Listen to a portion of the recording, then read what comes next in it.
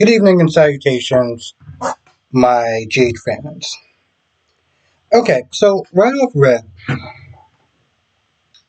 was doing my live stream, and people came in, they were telling me about Erica Slazak's new character, and they were telling me what they felt the storyline was going to be, based off of these spoilers, based off of Soap Dirt and Belinda and her theories, right?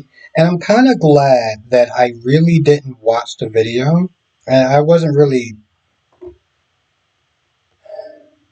like they were just theories, right? And it's important because you watch the scene, you watch Tracy in a way that she berates and belittles Ronnie and her connection to Monica, right? Right off rip, right before she even really got to know her. Yeah, she said that she knew of her because when Alan was marrying Monica, she wants to sit there and do a deep dive into her family. Kind of evasive, but whatever. So right off rip, she's like, you know, she hasn't really talked about you or anything like that. You haven't really been in contact with her in about 45 some years. So you show up now out the blue, say that you reconnected with her in the last year of her life, and I want to see these letters. Because right now you're just coming across as somebody who wants a handout. Now here's where this is important, right? Because I can see a lot of people split their siding with Tracy because of the rumors, and I want to be very clear with a capital R, rumors that they got from online and Belinda and Soap Dirt and whatever else, that they read, that this woman is, conning them. Well, let's just do it this way for a minute. Let's just say you didn't actually hear that from any of them. We don't know this woman from a hole in the wall. Now, it could be true what Tracy Smith is saying that, you just coming across as a drifter and I want you out the house, da da da da da da da. You don't know her. You don't know their relationship. Yes, she hasn't talked to her. And before she even got a chance to even draw a breath and sit there and explain that they had a falling out and, they went different paths and that does happen in life, you didn't know her. So now she's not there telling you this stuff and, you know, granted, she did sit there and say, I get it, you're grieving. This is why I'm allowing you to talk to me this way. I'm like, you don't have a monopoly on grieving for Monica. You don't. And, my whole thing is just because you're grieving, that doesn't give you a right to sit there and treat other people like shit. You don't know the extent of their relationship. So you're coming across, listen, we get it, the whole being protective, and she is coming out the blue. But what if the stuff that she's there saying is real? You just treated this woman like shit, and she just lost her daughter, and she just lost her sister. I'm like, girl, you way out of pocket. You can keep your guard up. Trust me, I get it. She just kind of walks on in, but like keeping your guard up is one thing. Being incomplete, you're not a bitch to somebody that you don't know, and you find out that their sister died. Nah, girl. I'm sorry, I can't get down with that. Like I felt like she was a bit out of pocket.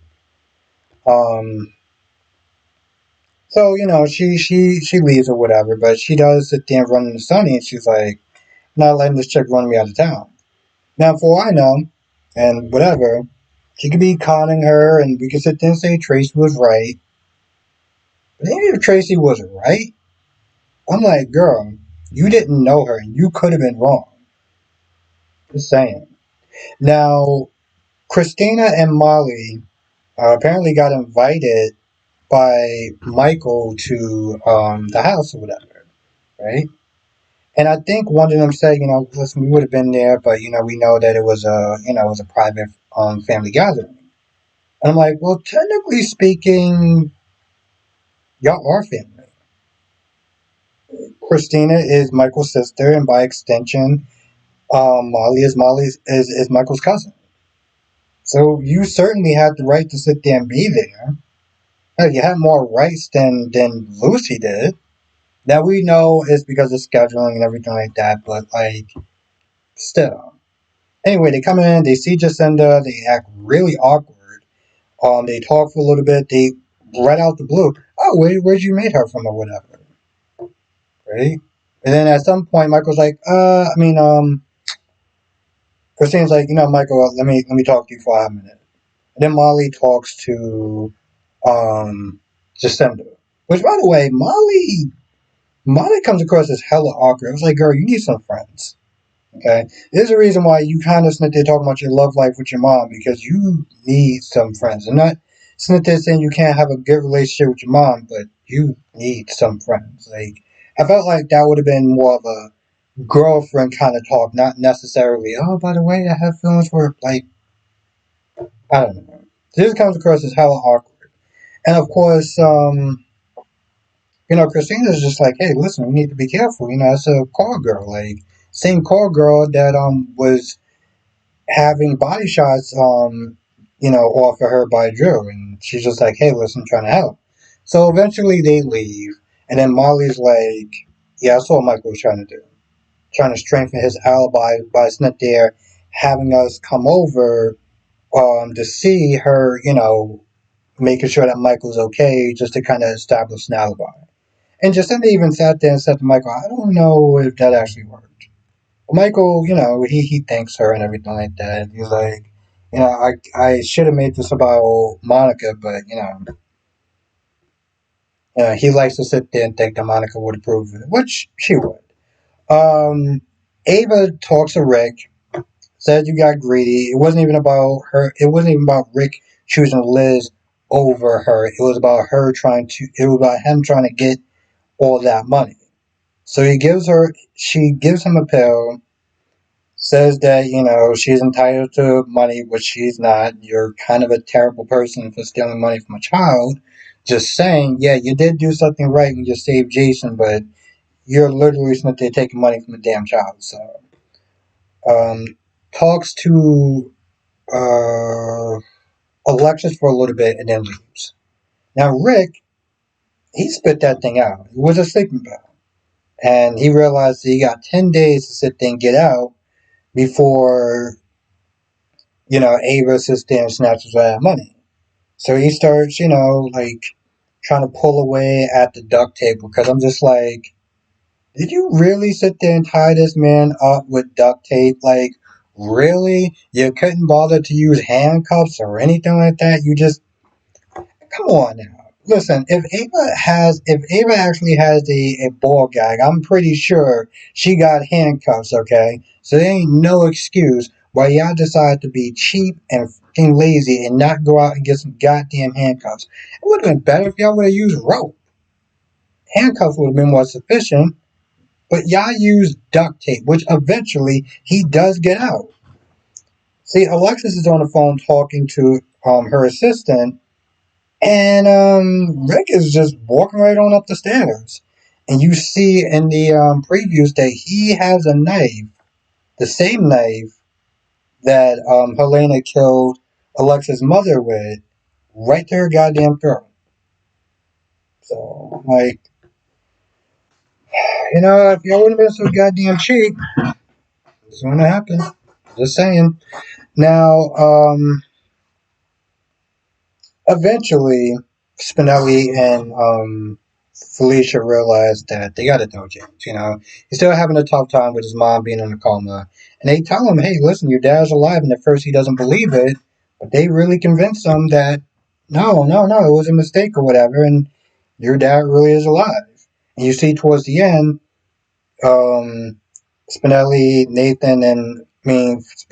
James, and Felicia are at the hospital, and Britt's not there, like looking at the whole thing. She does sit there and say something later on, like, "Do you think that Maxie would approve?" I think it's none of your damn business, Britt. I think you need to sit there and try to repair the relationship with your mother instead of sitting there questioning some shit that isn't really your concern. Uh,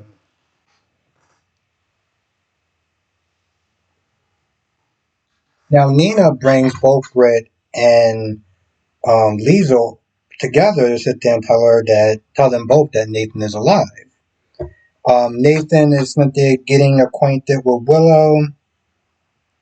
They talk for a little bit, and then Nina brings both of them in there, and Liesel sees Nathan, and is all teary eyed and hugs him and everything like that. It looks like Britt is upset, and I'm like, Britt, she did the same thing pretty much to you until she found out that you lied. So don't get that look in your face like you're jealous, like she is favoring him over you, because you lied. Like, whatever your reasons was, you lied. At least when Nathan said they're talking to Liesel, he doesn't know how he got there. He doesn't remember anything like that. But when they're about to leave, and at first, we were just going to leave, and Liesel was like, "Aren't you going to hug your brother before you just bounce like that?" So she goes over there and she hugs him awkwardly, and then Nathan gives her a look. I don't know if y'all peeped that, but he gives her a look like, I don't know if it was a sinister look or something, and I could be wrong, but I felt like he gave her a look. What that look was, I don't know, but it was a look. Alexis and Ava didn't really talk about too much of anything important. They just talked for a little bit about grudges and getting over it or something like that. It didn't really go anywhere. Nina, when she was first walking to the room, she saw Willow, and it was kind of awkward. And she walked back up to Willow, and she tries to sit there and talk to her. And Willow is still being defensive, nasty, and just very bitchy, talking about, "You lied to me, you manipulated me, blah blah blah blah blah." I was like, "Girl, you made shitty choices that led to you losing your kids." And again, if we're gonna be honest, and I said this before, I don't think that what she did, even the stuff with Drew, would have called for her losing her kids. I feel like was very over exaggerated. The stuff that she did, was it out of pocket? Yes, but it wasn't like, oh, she deserved to lose her kids. Like, the things that she did does not require her losing her children. They really don't. I know people will sit there and say that it does, but I think that's just because they don't like Willow. You not liking somebody is not the same thing as legally the stuff that she did would not require her to lose her kids. There's a difference. Um, then she talks about alibis and stuff like that, and Willow's like, "I don't need an alibi, but you do," and Nina's like, "No, you need an alibi too. So like it or not, we need each other." And while that's going on, the only thing that's really important about this Justine and Anna scene, which this is the reason why she canceled her meeting with Alexis, is because, long story short, the bullet that was used to shoot Drew, apparently came from a suspect. Well, it came from Edward's gun. It came from Edward's gun. It was registered to Edward or whatever. And the family has access to the gun. Michael, Tracy, and who knows who else. Um, I guess it was probably like a museum or whatever. But Anna wants to sit there and do a. She wants to get a warrant to sit there and search the premises. Which, I mean, if they're as rich as we think that they are, they're gonna need a whole team. Um, they're like, we got to sit there and get this warrant. Oh, they need to talk about people who are suspects, who might be a suspect, which is pretty much the same people that they've been talking about before. So that suspect list did not change. Yes. Now, I think that's actually going to do it for this video. I might have missed some stuff here or there, but that's the general gist of the episode. Now, of course, if I did, write in the comment section. Let me know what I missed. Let me know what your thoughts are in the comment section below. I made a post about this, but I'm just going to sit there and say for at least a couple of days. As far as my new streaming schedule is concerned or whatever, Monday and Tuesday I'm not going to be streaming. Wednesday, Thursday, and Friday will be regular streams, usual time. Saturday and Sundays will be member streams. It just seems like, Monday and Tuesday I just get out really late. And instead of simply trying to rush and try to finish this stuff, try to do all this stuff the last minute, it's just like it's a lot easier if I just take off these 2 days. Um, and then usually Wednesday I'm off or whatever, so it's like I could just, you know, I can get everything done early and then I could just stream at night and just, move it like that. Um, like unless I'm sick or something like that, or I'm like really just rushing behind because I'm like tired, that's gonna be the new schedule. So yeah, I will be streaming back on Wednesday, and then that'll be it for moving forward. So anything I forgot, let me know in the comment section. Anything that I missed for whatever today and tomorrow, we'll sit and go over it on Wednesday. And yeah, I'll see you in the next video.